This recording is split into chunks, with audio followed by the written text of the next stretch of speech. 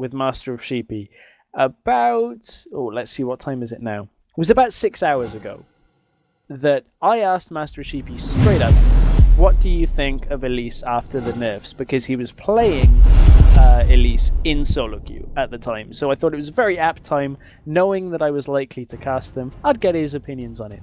And he said, her kit is still as useful as ever, that will never change, but it's big nerfs, and I wonder whether most junglers will drop her because she is not anywhere near as good as she used to be, yet we see him pick her up here. Interesting. Clearly, he doesn't think that the change has meant all that much. I think for the first couple of days and weeks, Elise will still be in the meta until people realize that maybe some other junglers, like the Jarvan we saw earlier today, are maybe slightly better in terms of the kit, and it just phases out. The old Elise phased out a lot of junglers because of just how strong she was. It was like you first pick Elise, you've got a good jungler in your hands. But now it's maybe Lee Sin, which will be first picked, and then in response you might have a Jarvan. Yeah, I feel like we're at a situation where those bans will thankfully, those nerfs will now thankfully mean that you can't go into every game expecting no Kassadin, no Elise, and then having 4 bans from there. It looks like both champions are going to sit at a point where they aren't 100% banned, which is really good, and I'm happy about that, because when you go into a game kind of knowing all 6 bans before they even happen, it gets a little bit stale from time to time, so I welcome the changes, and I also welcome our friends at Esports Venture, because they're pretty awesome and keep us able to be putting on the Challenger Series here for Chaos TV. So make sure you head over to their site, scroll down on the Twitch page, click the link, take you over to Esports Venture, sign up, deposit over €20, and you'll get 10% back, 10% extra, plus €5 extra on top of that as well for just being an awesome Chaos TV viewer. So do that in the break. We've got a couple of minutes. You've got plenty of time to do that. We will be back in just a few minutes here with game number 3 between Unicorns of Love and Departed here to determine the team to face Cloud9 in the finals tomorrow.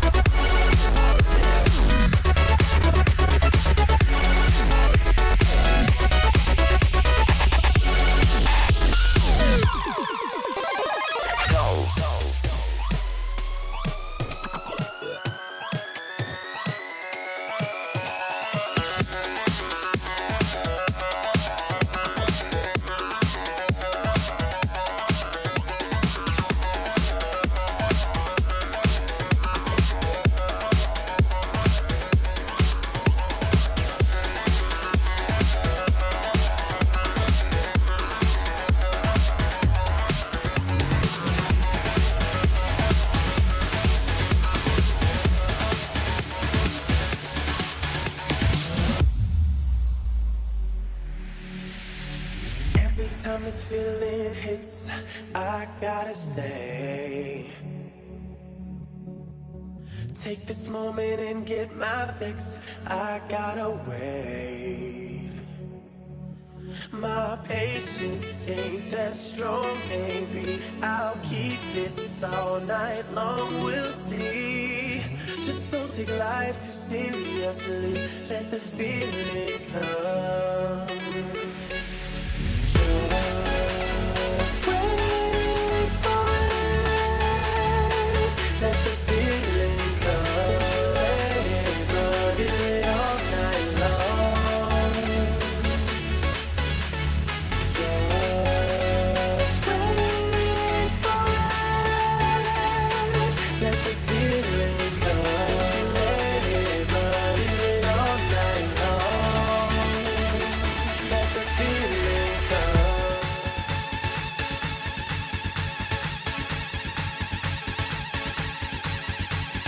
Just wait for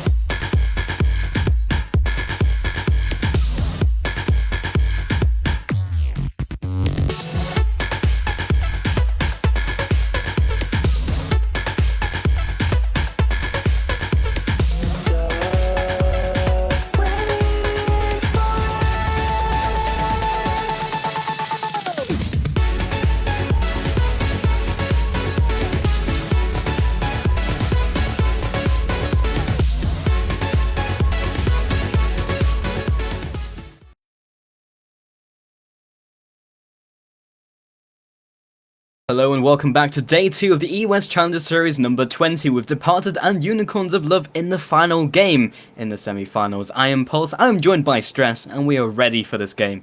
We are indeed. Are we going to see aggression? The positioning of Unicorns of Love makes me think we will.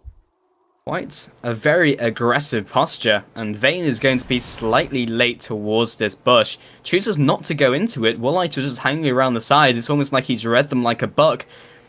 They currently have no idea where they are. The pings come down from both teams, but just in the moment, no one knows where the other is. So, if they do, aggress, Perm is actually just going to poke his head out of the bush. He's going to see them as they aggress onto this red buff. Now of the increased timer before you can place down those walls, they won't have any vision until the 2-minute mark. Yeah, and that was a really smart play out of Woolite to make sure he didn't check into that bush because of the potential for that kind of invade. And really smart not to get caught out by that. Yeah, and from the team with Departed, they still don't know if they've left or not. They saw a few people retreat, but they didn't see everyone do that. And there's a 3-man stack in the bot lane who may just cycle all the way around and either look for a pick or go back onto the red buff.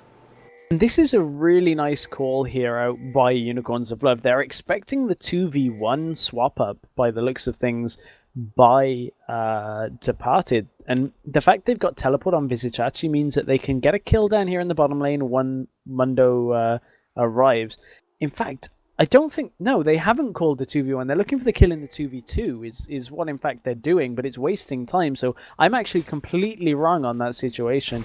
It's actually Unicorns of Love wasting time, and the 2v1 is going to save Departed here.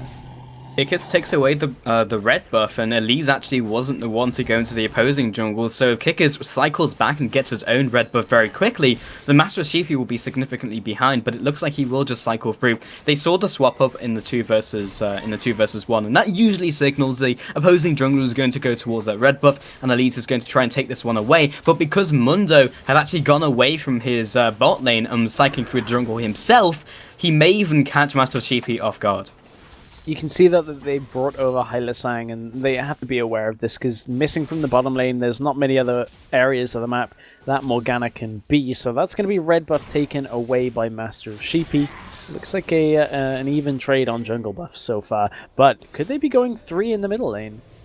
They're definitely looking for it. Lulu is definitely going to be unawares And NIQ is in a very awkward situation. He's going to have to burn a summoner, but he is getting chunked down. The flash over the wall. The spear will just very slightly whiff, and Mundo did have to recoup, but has teleported back into the bot lane. Master of Sheepy gets tagged up and will have to expend his flash as well. Dark Blinding hit a minion there at the beginning of that little engagement, so NIQ managed to get away from that with him without getting locked down. So a little bit of wasted time there by Heilasang, who's still only level 1 there. Yeah, and Baboonia again just teleported to a minion. He didn't utilize the increased cooldown when you teleport onto a turret, so bit of waste there, but maybe hasn't had the chance to read the patch notes just yet. It was today, so he can be forgiven in the top lane though. Kickers with that double buffs is pinning Vizixachi towards the wall with that condemn. First blood comes down for Kickers. That's a really important first blood there for Departed as well, because they've been shutting down Vizixachi, and now they've done a good job of converting that into the kill. Master Shibi gets caught out now, no flash from the earlier engagement, forced just back to his tower. There's the teleport to the tower from Vizixachi, so will of course benefit from that reduced cooldown, but we're into a pause here from Departed. And Perm has disconnected, so that's probably the reason why we've gone into a pause. So there was some bug, and he's going to go ahead and reconnect. Yeah, apparently he's just going to reconnect pretty quickly there. I wonder what bug that was. There's a couple of those little animation bugs that make it a little bit difficult sometimes, so shouldn't be too long in the pause here. But that flash being down from the earlier attempted aggression from Master Sheepy is going to start costing him if they try and go so aggressive all the time.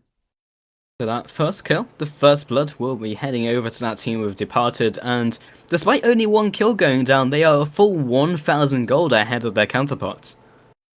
That's a big lead for 4 minutes in as well. You take into account 17 CS to 3 in that top lane, or the top lane is, to be honest, neither of them are a 1v1ing, so 17 to 3 on CS results in about 200 gold difference between the two when you look at the scoreboard. And it's just one of these situations where now is the game of who pushes faster. Is it bottom lane with Civ and Morgana, or is that 3v2 now in the top lane going to be able to make anything work? Because Unicorns of Love may come back into this gold disparity if they can manage to take down that bottom tower, because remember, the lower armor value on that bottom tower because of the previous buffs to the top and mid towers. And now going all the way back to Season 3, we've got the 3-man stack in the top lane, and Vizixachi is not going to get anywhere near this tower. Perm is just zoning him away. They're clearing up the minion wave as soon as it heads towards that turret. Finally, Lisa's coming back up here, but it's going to be a 2 versus 3, and they are slightly under-leveled. With that double buff, the Cocoon comes through, will be stunning them up, but it has got reduced stun duration at earlier levels now, and that means the Master of Sheepy has last time to really capitalize on that, and Kikis is still hanging around for this push. The problem is, if they can clear this minion wave, that turret will be fine for now. It actually looks like they should be able to, but meanwhile... Oh, there's the stun. Quite a lot of damage coming down. Perm is tanking up the turret. The flash forwards from Vizixachi picks up 1, turning us into a 2 versus 2. Warlighter is retreating with Kickers and just jumps in with the safeguard to tank some of that damage. Meanwhile, the bot lane, though, while all that was happening at top lane, they have taken down the turret themselves. Yeah, that bottom lane turret going down is big here. They're looking for the stun. Ooh, that would have been brilliant awareness by Master of Sheepy if that had landed. Knew that Wooliter would have to dodge, and you can see NIQ looks like he just took a spear in the middle lane. Knew that there would have to be a dodge there, and very nearly landed the stun from it. Unicorns have swung the goal total back in their favour, with the bottom tower being down. That will give them the early advantage when they look towards that dragon. Warlighter caught up in the top lane. Kickers comes in once again, is spending a lot of time up here, but this is a 2 versus 1. Master Sheepy doesn't have the damage to follow through. Perm is retreat, or come back from base, and with that stun charged up, they will go in full retreat. Ooh, Kikis is very low, but if they would have been able to get that stun, no flash available for Annie, that's a very important thing, so no attempt at the flash incinerate at all. But it's one of those things that Kikis was playing very dangerously, trying to look for a Sonic Wave just to get one of the kills and then get another off the back of that, but neither team picks up a kill extra from that engagement. Because they were essentially tri-laning for the first 5 minutes, that has put Wooliter behind, has put the support behind, and indeed the jungler of Lee Sin. Master of Sheepy has kind of put himself in the top lane, but the bot lane is significantly ahead with that extra gold from the tower going down, and also the increased levels. Baboonia is doing okay for himself, and so is Trundle been falling behind because of all of the early aggression 5 members in the top lane in this game had been stacked up there. It's now down to a case of, can they hold top lane with just Trundle to get enough time to do Dragon? And I don't know whether... Yeah, I was going to say, it looked like Hylasang and Varlax were maybe thinking of doing it then, but they really need Elise this early in the game to secure that Dragon. But if they can get the time in top lane to get Dragon, that is a good opportunity while the 2v1 is in force. You can see they've pinged onto it, but they're looking maybe to pressure into this middle lane, push it up first, and then rotate down. Having flashbacks to the first couple of minutes with that 3-man push into the mid lane, now Master of Sheepy has come back. He's only level 4, but so is Kickers, so the smites are on fairly even playing on a fairly even playing field. Let's see if Kickers can do a coup right here and steal away this Dragon. He's going to give it his best shot, but already chunked down to below 20%. Has reduced that chance, and Babunia has rotated along with NIQ, and the Dragon is doing quite a lot of damage. Sadism has been popped. Sivir will be taking away the Dragon, and Kickers is just trying to move around the outskirts of this fight. He did jump into this flash, and the save got onto Babunia. Kickers will fall, but Babunia is so strong. Even 1 versus 3, he may just win this fight. NIQ is also finding himself in the Dragon Pit, and this is a massacre. Zodiaz jumps over the wall, but the rest of the team just disintegrated, and a triple kill goes down for Babunia. 3 for 1 in favor of Departed, plus they got the top tower. Yes, Dragon went over to Unicorns of Love, but now Unicorns are going to lose some of their jungle here as Wooliter and Perm are going to take away that red buff. So overall, Departed come out huge in that engagement. A 3-0-0 Mundo is something very different we saw in the first game of this best of 3, because he was significantly behind, but now he's got the chance to itemize this early. It's almost no chance of Vizix actually shutting them down now. And let's take a quick look at some of the builds right here. As yet, Trundle not able to go back and utilize any of the gold. Same with Mundo, actually. Mundo sat on 2,300 gold, so we'll see what he goes back. Wouldn't be surprised to see the makings of the Sunfire Cape picked up here. Typically, that is what we see from the Mundo, but waiting for him to head back to confirm that. Hylissang heading up, just warding everything he can, and now we've hit a more slightly passive stage in the game. Mid tower is being sieged in by Wooliter and Perm, but with Master of Sheepy and Hylissang being around the corner, it's not something they want to really push too far on towards, because they can easily be taken down. The amount of CC that is available in a split second is not something they want to be going up against. The kills going to Mundo there is actually fairly desirable when you look at it for Departed. I mean, yes, they'd like the kills to go on to Vayne ultimately, but Mundo is going to become tanky very early on in this game, and that's going to allow Vayne to kind of go undetected around the side of the fight and maybe pick up kills here and there during the mid-game fights, because Mundo is going to be such a focal point for the fact that he's so tanky. And I would like to see Mundo have a more active effect in these mid-game fights, because typically you just see Mundo and Trundle just sit in their own lane and farm for the rest of the game, but having those 3 extra kills, unless he's actually contributing towards these fights, he's not really having an effect. But if he does actually enter those fights himself, then he might have, well, he will have a large effect on these fights. It's all down to when those teleports are available, really. That's when the top laners will start getting into the fights, because they don't really want to take a numbers disadvantage fight when teleport is not available. That's not something that you see all that often. So it's really all down to, can Babunia get there? Can Visichachi get there? If not, probably not going to see many fights. So, in terms of itemization, it's fairly similar over the board. Trundle has still not retreated the base in 10 minutes and is sitting on quite a large chunk of change, but he's not going to be utilising that since no one is really stopping him from farming, which is his main objective at the moment. Babunia gonna run away from Hylissang, but that's only because of the 2v1 situation.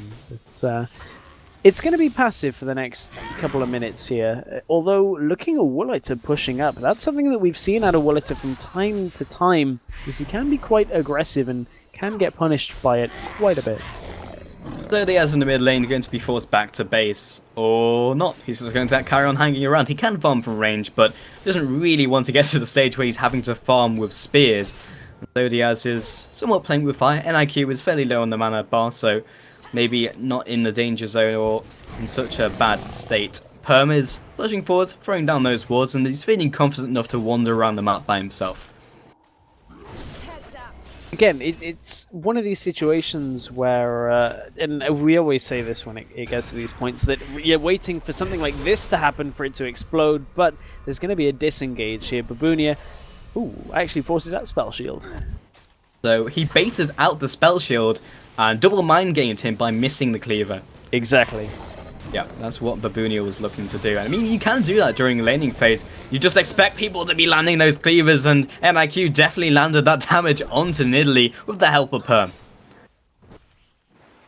Now it's a mid lane push because they got Tibbers to tank up the beginning portion of this tower, saves their minion wave a little bit. Master Sheepy getting locked down. Here comes Lee Sin from behind. There's an engage in bottom as well.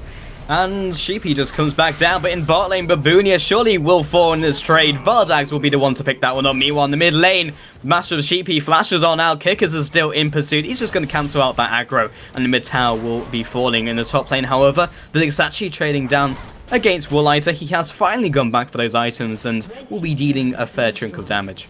The funny thing is, they're actually on par. Vayne and Trundle have nearly exactly the same items at this situation. It's just down to those scaling and base damages between the two, but you can see Vayne's actually outputting a fair amount of damage.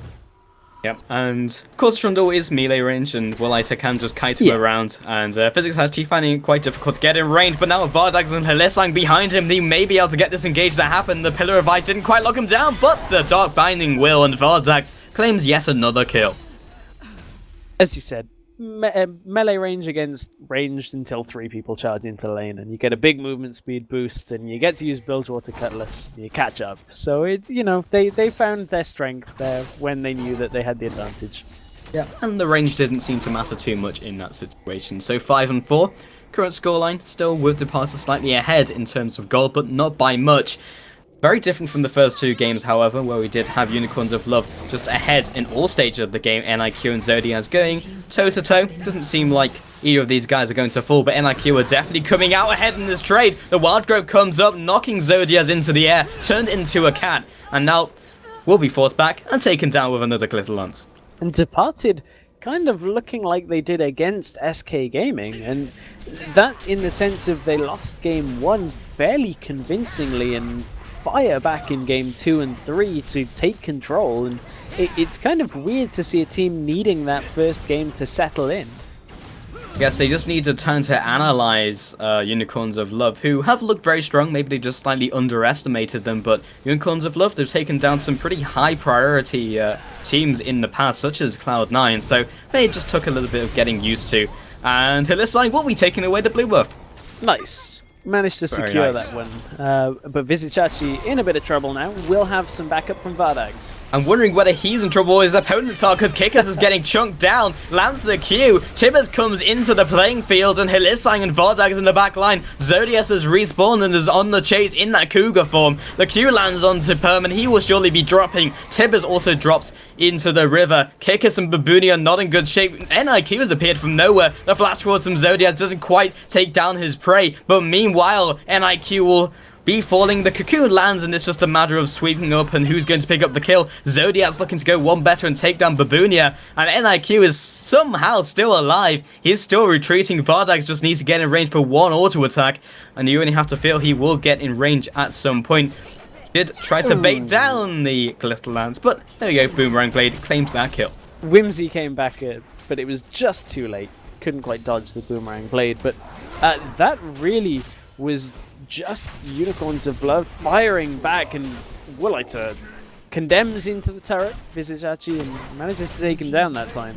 Yeah, now they have that threat in the top lane and no one really to react. The whole team is just going to collapse onto Vayne, but Wooliter may just sacrifice his life to take down this turret, which is way more valuable. He's going to go ahead and recall. We'll see if he can get out in time, but the person who is in the front being... Oh, he misses the spear. He mispredicts it, but the Cocoon lands onto the other part of the bush. They knew he was still there. And Master of CP collects that kill. Picks up his first kill of the game, and you have to wonder, you look at the... not normally do you look at the minion difference between junglers, and it's not something we like to do all that much, but there was a big disparity between the two of them, and especially with a 0-2 Elise, maybe we're seeing the effect of those nerfs here in this game. Very possible. Before Elise could just go one-on-one and just go anywhere she wanted it in the jungle, or indeed the map, because no one could one-on-one Elise, even in the jungle, and with that reduced gold income, she just ended up beating everyone. But now she's not quite as strong in that regard, and it's causing some issues, whereas Lee Sin going for a more damage-orientated build kick, as we did see this before from him, and now is kind of paying off a lot more. It is. Now, Unicorns are on the defensive once again. They've got good clear, though, as that's another product of that Morgana support, is you're able to drop the Tormented Soil, helps you clear out a little bit faster, and with Sivir, it's not like you need it anyway, but just every little helps. Walliter is seems to be going one-on-one with Vizixachi no matter where they are on the map. It's now turned into a bottom lane one-on-one, but with Sivir and Perm coming into the bot lane, it's going to be evening up the odds. Master of Sheepy, Hillisang, and everyone is grouping around the dragon area, despite it being down, but they are clearing out those wards. Kickers are still hanging around as well. Master of Sheepy does get hit up by the Sonic Wave, and NIQ was there to follow up, and Kickers just falls onto that ward. Wasn't quite able to get in range to lock him down for NIQ to land a solid glitter launch, but Hillisang, the flash forward into the binding, will come in, and this is a full-blown fight. Vardax has come in, and the Venom's bite comes through. Vardax picks up one. Hillisang is still following after, taking that area damage, that persistent effect from Tibbers, but the 1-0 is all that's going to happen.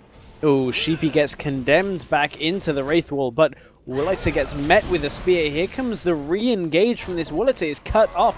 Zodias didn't get over the wall. Tumbles enough to get away from the spear. And Perm in the mid lane will get dropped underneath as Turret Kickers was trying to help his ally. And now they're just pushing into this mid lane. However, Mundo in the top lane, no one is there to deal with him. The recalls come out from Vizixachi, and he will try to disrupt Mundo's pushing attempt, but I doubt he can take down that tower in time. Yeah, Baboonia not pushing all that fast. Zodias picks himself up a kill. Looked like that was a spear, but that kill is actually a big part of this game plan now for Unicorns of Love. They got a good 30 seconds, or had 30 seconds, to get whatever they could from the map there. It's just extra time to make sure that they can mop up the rest of Departed here. Unicorns once again take back the lead. It's only a slight lead, 1,500 gold, but a lead nonetheless. NIQ using his ultimate, knocking up those two members, but NIQ surely gonna fall. The flash over the wall keeps him alive. Zodiac, oh, the ultimate is just not enough. Barrier comes out, saves his life. Meanwhile, Mundo was wailing away against Hillisang. He was able to escape from that death, but Baboonia is trying to escape from Vizixachi. The ultimate did go down that subjugate, but they weren't really willing to go too much further, even though NIQ was so low. That really caught me off guard, because I'm going to be one of the first to say in one of the first games with these new animations that on the corner of out of the corner of my eyes, Barrier now looks like Intervention, and I got very confused. I was like, Kale's in the game, hang on. So he's going to be invulnerable for the next couple seconds. I know, right? I was. It's okay. It's just getting used to those animations. Just day one. But yeah, day one is. Day one of patch 4.4, and we've already had the rulebook ripped up by Cloud9. Absolutely, and in the jungle, those new swirly particle effects are pretty cool. 100% new swirl, as Riot put it. But Master of Sheepy is heading into this jungle with Hillisang, just that two-man buddy system, making sure that it's a little more difficult to catch them off guard. I'm glad that Riot are being honest about their particles as well, because now, with the changes to Rumble as well, he doesn't fire meatballs anymore, so... You know, the way they're wording their patch notes, I am a fan. Yeah, it was a delicious fate, and Kick has picked up the dragon and will get out of this one. They don't choose to follow up, lands another Q. Do it, Kickers, go back in, but no, he chooses to back off. He chooses the smarter option and takes away the dragon with no casualties. Sheepy didn't even use Smite there. That was just a little bit of mistiming there out from Kikis, and Kikis, I believe, is well into level 10, so already had the Smite damage advantage in that trade, so Master Sheepy just getting a little bit outplayed there at Dragon. And that's just another objective going to the way of Departed, despite them being slightly behind in this game, but not anymore because of that gold swing. Kickers clearing out this area, but there's nothing really to fight over now that they've taken away the dragon. And it was something I was going to bring up when the last dragon died, actually, when we were discussing Departed settling into the game and analysing their opponents. The one thing that I've noticed that Unicorns of Love look like they could improve slightly is their dragon control. They aren't prioritizing it high enough in their game plan this early in the game, and it's punishing them. This is, what, the second or third dragon that's gone to Departed this game. Last game, most dragons also went to Departed, and it's a massive amount of gold that is going to their opponents because they're not controlling it properly. Unicorns of Love love their objectives when they're turrets, but when they're dragons, they don't really seem to care all that much. A dragon goes here and there, and it's like, okay, we'll just carry on as normal. But that kind of more hidden gold total that's swinging into the way of their opponents, not something you can really see like a tower it turns into rubble, but it's something that's really affecting their gameplay. And in previous games, we've just not seen them prioritize the dragons. And a lot of people watching will think it's easy for me to sit here and say that, which, of course, it's easier for as a caster to point that out. But it's a difficult thing to fix, but Baboonia now has been caught out. Well, the Soul Shackles will tag onto Baboonia, and he was trying to at least flash over that wall. Not going to happen, and Vizixachi collects that kill. Dragon control is one of the most difficult things about playing at the highest level, is there's normally only a split-second decision that has to be made of what is worth trading away for a dragon, and until you've been together for a while, it's difficult for a team to have that kind of synergy, that everything is working so that you can control an objective that's as fluid in the gameplay as Dragon is, because one kill gives away or takes a dragon in the very early laning stages of the game. So it's just interesting to see that it's one of the areas that Departed have picked up on that Unicorns of Love don't quite do so well. NIQ is wailing away on Vizixachi. The Wild Growth comes up, and Vizixachi briefly turned into a cat, trying to juke into that bush. The ward comes down, maintaining that vision, and another Glyph Lance will finish off Vizixachi. Unicorns at the same time have rotated down towards his bottom lane, so they got killed up in the top lane and now are looking to pressure out the bottom. I don't know how much they'll be able to get done here without a pick. But those spears will be dealing the damage that they need. Kikis lands the kill onto Master of Sheepy. Doesn't choose to go in, but Perm finds himself another spear, and 2 spears just takes him out of the fight. Ooh, I thought that cocoon landed onto Wooliter there. That would have surely spelled the end there. But those 2 spears have been enough. Kikis gets locked down. Take that, another spear. The flash comes backwards. That boomerang blade, or the second swing of that boomerang, would have taken him out.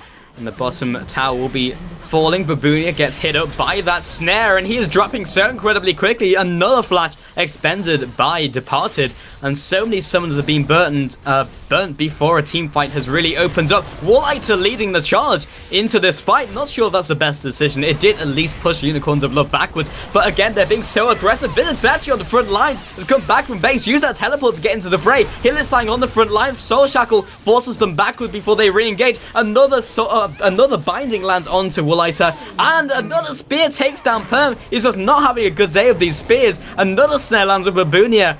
I swear he's using an aimbot. Hylissang is just so on point. Kickers lands a Q. Will follow up another binding, 5 in a row. Another spear to the face. And as they are retreating, it does make it so difficult. They could just use this tension and swing it back in their favor, but they just choose to back off.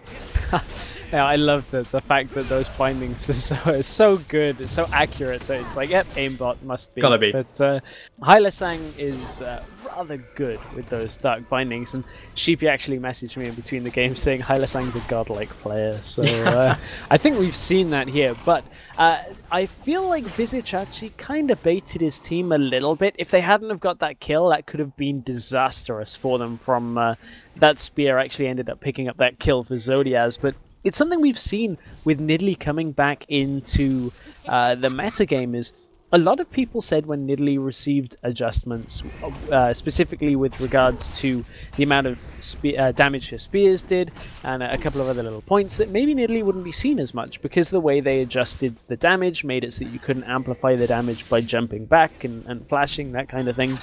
A lot of people said maybe we'll see Nidalee fall off. Not really. Nidalee's still very useful. Those spears are still as potent as ever. They just do slightly less damage, but when you get to the point where you've got a Rabadon's Deathcap and then the Fiends, they hurt. There's no way around that. So you just see that Nidalee is such a useful pick that the lane matchups tend to go fairly even for her. She's fairly safe, and you get to this point where 1 or 2 spears can even win a game.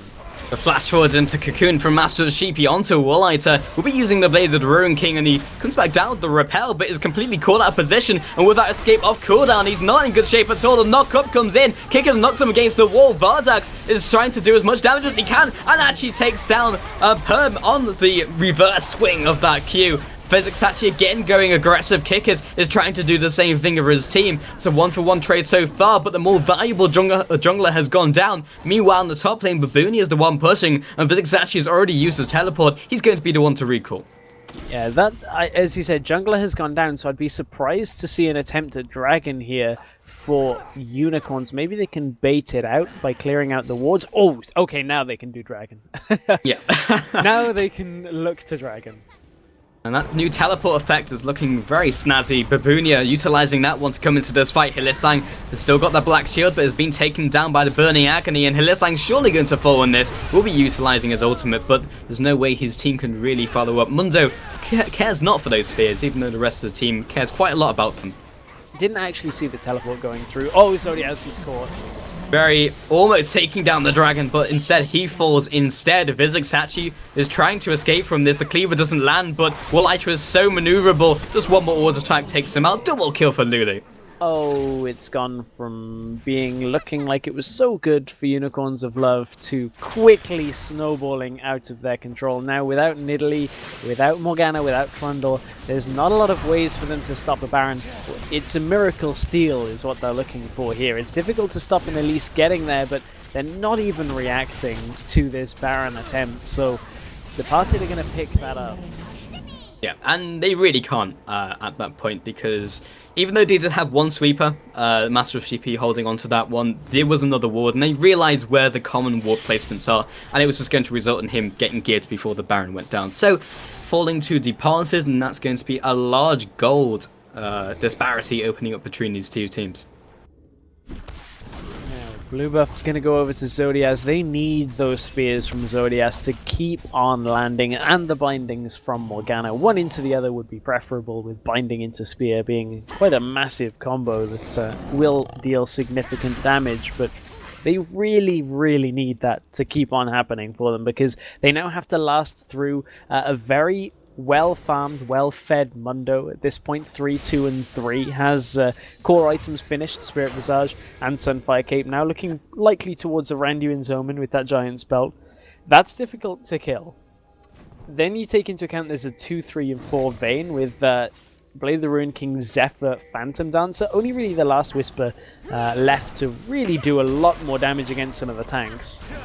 And their team fight worked while Mundo wasn't in those fights, because he can just tank up those Dark Bindings, he can tank up the spears and won't even blink an eyelid, but the rest of the team, they take a spear and they'll definitely be crying and recalling back to base, but Babooni most likely will be finding himself in these team fights now. We're getting later on into the game, and that's going to cause issues for that kind of main component of their team fight, just being able to kite them around. Looks like Unicorns are going to be forced onto the defensive once again, though, by holding this bottom lane turret.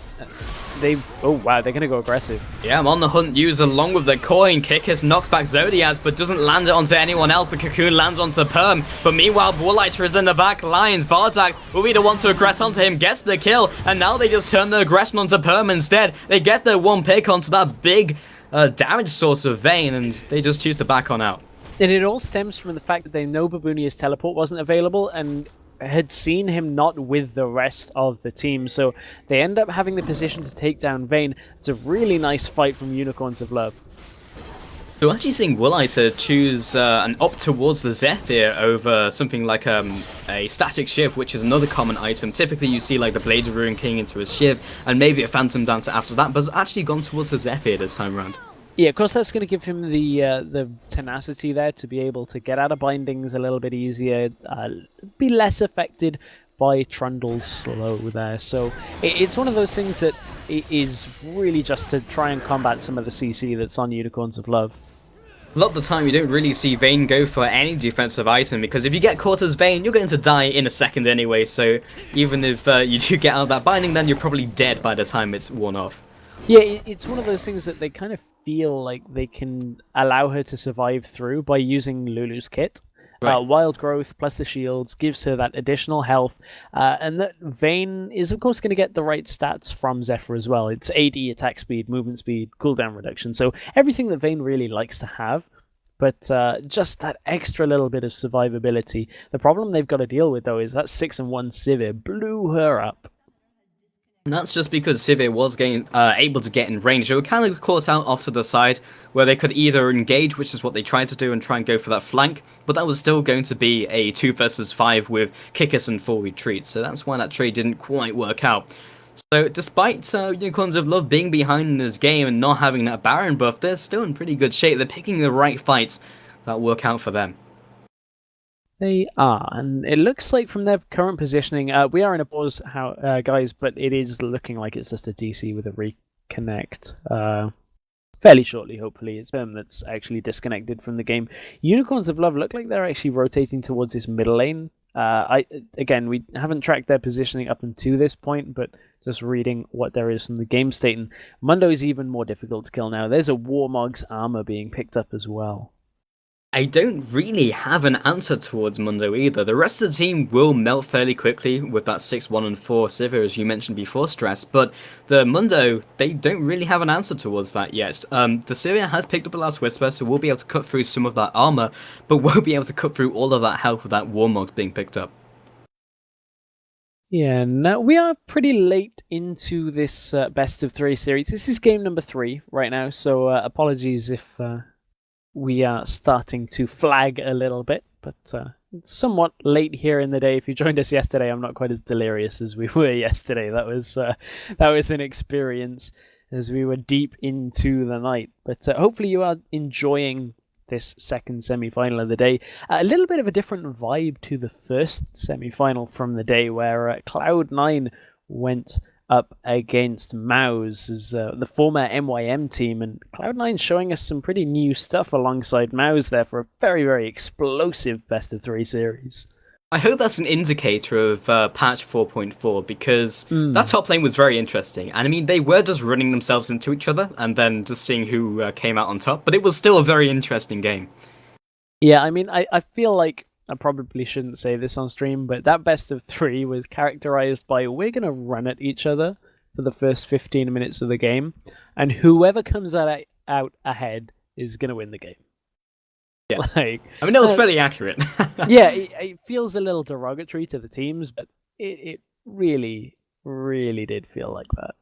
Yeah, and even though they did it with great mechanical skill, that's exactly what happened. Yeah, it was one of those. I hope that isn't the characterizing feature of 4.4, that teams just go, we don't know how to play anymore, and then just run at each other. I feel like the teams didn't know what to do with that huge gold influx, because top lanes typically don't have those extra kills, and because the damage top laners, they wanted to be more interactive in teamfight, in trades, and that's basically having an extra member in League of Legends, which is typically not something you see all the time in Season 4. So maybe the teams were just caught off guard by that and just having extra firepower that they wanted to utilize. In this best of 3, however, we've seen the effects of the 4.4 changes. The early invading game number 1 out of Unicorns of Love caught Departed completely off guard, landing those Dark Bindings, getting the picks, ended up setting themselves up very well for that first game. Absolutely. So we don't really have any information on what's happening right now. The teams are just kind of chilling, and so are we. So I guess we're just going to sit here and just talk, which is what casters do. Did you know? I noticed that you took time to kapow the chat. I did, yeah. You did. Did you also take time to kapow the servers, by the looks of it? I didn't. I didn't get the chance to go over there and fix them, as you mentioned as I said, earlier. I've dubbed you the fixer. Okay. Because you're pretty good with fixing situations. I'm not. Isn't that what hitmen do? They fix situations. Hey, if you want to divulge your secret identity as your nighttime activities as a hitman, be my guest. I'm not going to be the one to do it. Fair enough. I'm just trying to get chat to spam MetaSing or Riot. Because he did promise it earlier. He did, I know. And he then denies it on TeamSpeak later, so... I know. Yeah. And, sorry, that duet's not going to happen, Pulse. That's pretty upsetting. I would. Hey, look, I'm down. He said he didn't know what Let It Go from Frozen was, but I'm pretty sure that Metas is the type of guy who watches Disney films, and if Oh, not Disney 100%. films, it's probably a brony. Wow, you're just gonna go Throw out that there. up there. Go ham. The thing is, unless people have checked out the Challenger Series website, which of course you should do, there should be many links on the Twitch page to that, where you can see the caster profiles for every caster that is myself, actually, for Chaos TV. So you can check out Vince's profile. I know, I went to Segue and then realized I don't have a profile. But you should check out Vince's caster profile and then think about Vince singing Frozen. Hey, chat, don't turn us on me. They've just changed Metas' name and my name, and I was saying Pulsing a Riot. The problem is, it wouldn't be funny if Pulse did the duet for Frozen, and I'm thinking of what's the other one that we've seen, the two like the female and the male lead do something like Love is an Open Door or something like that. I've not actually seen Frozen yet. It's on my list of things to watch. You haven't watched it? I know. Okay. What's wrong with you, Stress? I'm sorry. You can't announce that on the stream. Suicide. I just did. I'm sorry, but I feel like if you were to do that duet with Vince, it wouldn't be funny because you could just take the female lead. Yeah. I mean, I would dye my hair white so I looked like... Was it Anna from the film? I haven't seen I always the film. get Elsa and Anna mixed up. I just told you I haven't seen the film, and now you're quizzing me. It's pop quiz time with Pulse. Yeah, I think my hair is probably the same length as the female lead, so I could do that. Well, as long as it isn't that, as long as tangled, because that would be impressive. Oh man, that would be a disaster. You could whip that hair back and forth. I could. Be pretty difficult though, because it would get to like a certain point, and it would like only some of the hair, because there would be so much hair, like the end of it wouldn't have any effect. It'd be like one of those long skip ropes that you see from like American kids shows, where they like a death trap that the teacher kind of like stumbles into and gets trapped in. How would you do that, We're resuming. The game is resuming. Oh yeah, we're casting a game of League of Legends, and I've just gone through puberty. Okay, so Hillside is just in the mid lane with the rest of his team, and they're not really doing too much at all, actually. Oh, that voice crack. We all have them. Every caster has them, don't we? Oh well. These things happen. You know what one team doesn't have yet? Red buff. And it's gone over to Unicorns of Love. It has. It's gone on to Master of Sheepy, in fact. Yep. It would be walking away with that. Out. Uses a smite. Nothing else to use it on yet. So plenty of cooldown time for that to come back up the dragon. But they've got to be careful to party don't cut them off here, because this is aggressive position. They're actually going to go full on to Master of Sheepy.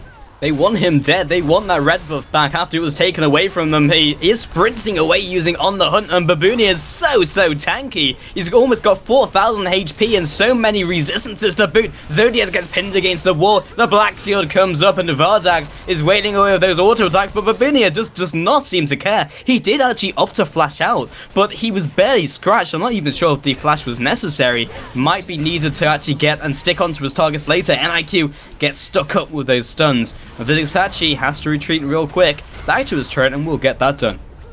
It looks like they really need Morellonomicon here. Whether it's Morgana, whether it is somebody more like Elise, or doesn't really fit that well on a Nidalee, and doesn't fit that well on Elise, actually, on second thoughts. So they need Morgana to pick up a Morellonomicon. Like 100%. They need that Grievous Wound so that when they get Mundo down under half health or under 40% health, he doesn't get that increased regeneration. We're seeing a needlessly large rod coming out from Morgana, so probably is Zhonya's. Yeah, I mean, when we used to see Morgana mid lane, that was either the first item or second item. It was definitely a priority on Morgana's to-buy list, and it's something that is going to be happening in this game. Supports nowadays do have lots of more gold to play with, and that's what the gold will be going into this time. Brand Kickers take to Cocoon, and we'll just walk on out of there. In fact, I'm wondering what how Master of Sheep is doing at the moment. In fact, no more points into Repel, only level 13 at this stage, so lagging a little bit behind the rest of the members in this game. So the stun duration is still only 1 second because it now scales. And not only that, now the smite is going to be less powerful still on the side of Unicorns of Love. Level 13 to level 15 is actually a fair difference. It's 90 damage is the difference between the two, which doesn't sound that much, but when you're in a Smite War, every single point of damage matters. Yeah, and these players, when you get to this level, when you're operating at a challenger level, every bit of point of true damage, which is even more significant than normal damage, definitely is something that you need to pay attention to. NIQ is being soul shackled, and the rest of the team not really sure if they're in range to do too much. Hylissang was healed up by his ally, and it was a fairly significant heal at this stage of 400 AP. And on the bot lane, Vayne is still split pushing. Vayne is split pushing and already has a lot of farm here. You know, Civi does pretty well at getting farm herself. You see her just jump up on the farm actually with that massive wave getting taken down. But Unicorns of Love have held this one, but are now at a bigger gold disparity than they have been for most of the game, because they kind of let it slip away before that pause, with big passage of play, with Dragon a couple of kills, and the Baron going over to Departed. So Departed have really recovered in this best of 3, and are in actually a very good position right now. And despite being 7k behind, Unicorns of Love, they still have a chance to get into this game. Their biggest problem at the moment is Vayne will continue to scale. There's still another 2 items to go before she hits the full damage capacity and critical mass of Vayne, and Mundo still has room to grow as well. And Unicorns of Love, they're not going to have an answer. The longer this game goes on, it's not going to get any better for them. On the Hunt has been used, and Kikis is just quite angry right now. Jumps over the wall, and they are looking for the pick onto NIQ, but they're not quite able to get into range. Pillar of Ice will land, but maybe finding a new target onto Perm. Dark Binding finds its mark, but the rest of the team is just not in range. But now they're surrounded. It's a case of what do Departed choose? Do they choose to go up mid, or do they try and surround? Looks like the teleport's coming into the ward. And NIQ is in the middle of it, but he's more tanky than he will look to be at the start of this fight. Kikis is going to be engaging. A huge Tibbers comes out, and Perm almost dropping immediately. A huge Wild Growth knocks up the entire opposing team. Master Sheepy looks like he's going to be taken down by Warlighter and NIQ in the background. And Vizitachi is trying to teleport out. He doesn't quite get it. Gets stunned down by Perm. Will be cancelling that teleport, and he will be taken out. Warlighter, of rather Vardax, the opposing AD carry, is the only one left alive, and this seems to be a smart Baron rotation. It is. That's going to be a uncontested Baron here, but they're not even committing their full team to that, because they got Warlighter pushing through this top lane. He's actually going to fall back towards the jungle, so doesn't want to overextend too much. They know Vardax can clear the waves out pretty handily, but the Baron goes over to Departed, and that was a really well set up team fight. The teleport into surrounding the rest of Unicorns of Love, and they were able to take down a good few members there and secure themselves that Baron. So again, Departed are taking these big objectives, but are just unable to close out the game. The inhibitor turrets are still left standing, and they haven't quite gotten to the stage where they can just full on dive underneath those turrets. But the tankier that Mundo gets, and now he's just picked up another armor item, that may be the time in the game, including the Baron buff, where they can start to do something like that.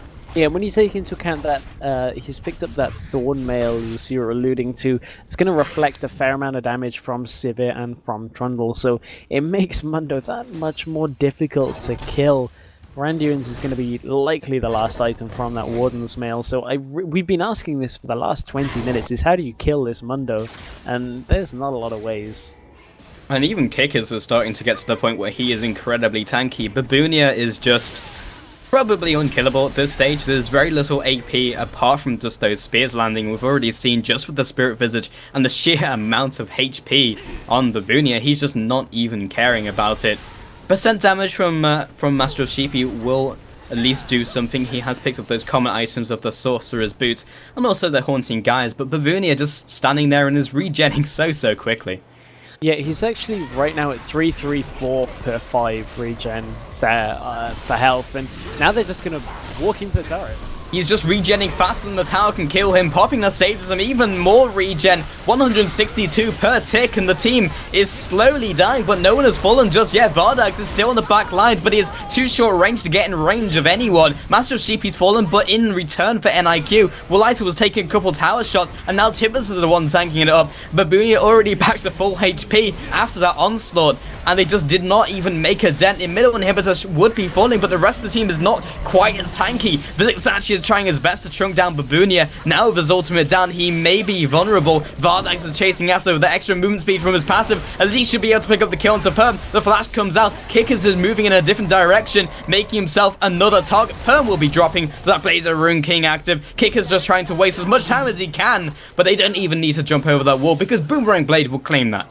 Can Unicorns of Love use this to their advantage? 50 seconds still on Kikis. No jungle objectives to be taken, so only that straight down the middle is the objective here for Unicorns of Love. That was a nice fight initially out of Departed, but if Unicorns can even that inhibitor difference, they may end up okay. Unicorns kind of have to just ignore Departed for as long as they can here and get this turret down, try and convert it into an inhibitor. 3 members of Departed are alive, though. They should be able to force them back. Baboonia and the 2-man squad of Wooliter are very strong, and now with NIQ coming into this, even against 5 members, they're just pushing them back. Vardax is in the front of his team and has been hit up by those cleavers, forcing the re-engage. Vardax will fall into the death chamber. Physics actually tried to help him out and will be dying as well. The flash force from Wooliter is so tanky with the wild growth. Elisang is going to fall as well. There's no getting away from this tanky Vayne. Unbelievable. And now the Elise, not sure what Master of Sheepy is trying to do. He's just going to, in fact, recall. There's no chance really to backdoor, and Zodiaz is so low, may even just drop to these minions. Baboonia is on the hunt, however, and will he land the cleaver? Zodiaz, and it's just become the Cougar hunt. This is going to be game here. It was a really nice game plan out from Departed.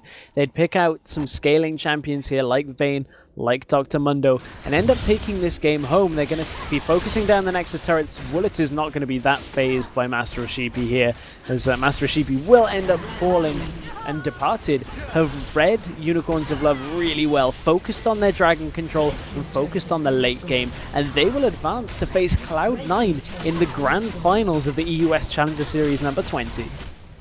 Departed taking this series 2-1, 73,000 gold, almost 74,000 to around 60,000 from Unicorns of Love. A very close game, a 40-minute slugfest, but eventually Departed did win out, even after winning that losing that first game very convincingly. And that's something we've